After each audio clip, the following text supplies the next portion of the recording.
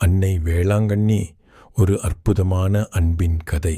தமிழ்நாட்டின் அமைதியான கடற்கரை கிராமம் வேளாங்கண்ணி.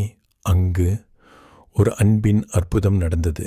பல ஆண்டுகளுக்கு முன்பு ஒரு ஏழை சிறுவன் தினமும் பாலை எடுத்துக்கொண்டு வீடு வீடாக விற்கச் சென்றான். ஒரு நாள் அவன் ஒரு மரத்தின் கீழ் ஓய்வெடுத்து கொண்டிருந்தான். அப்பொழுது அழகான ஒளியில் அன்னை மரியாள் அவனுக்கு தோன்றினார். என் குழந்தைக்கு கொஞ்சம் பால் தருவாயா என்று கேட்டார் சிறுவன் தயக்கமின்றி. அவளுக்கு பாலை கொடுத்தான். ஆனால் அவன் மனதில் ஒரு பயம். நான் விற்க வேண்டிய பால் குறைந்து விடுமோ? ஆனால் அற்புதம் நடந்தது.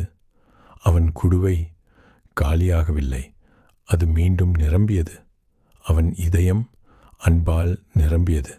மற்றொரு நாள் ஒரு மோர் விற்பனையாளர் சிறுவன், அவனுக்கும் அன்னை தோன்றினார்.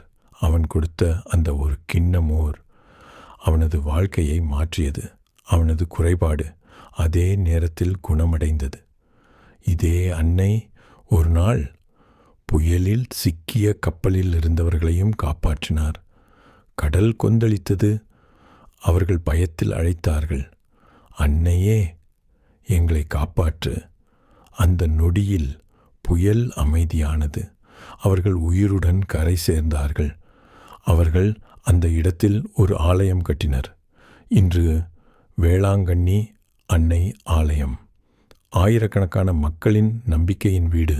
நோய்கள் குணமாகிறது, கண்ணீர் துடைக்கப்படுகிறது, மனங்கள் ஆறுதல் பெறுகிறது. அன்னை வேளாங்கண்ணி ஒரு கதையல்ல, அது உயிரோடு இருக்கும் அன்பு.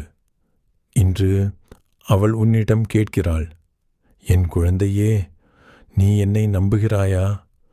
அவளின் அன்பு உன்னை ஒருபோதும் விட்டு போகாது. ஆமேன்.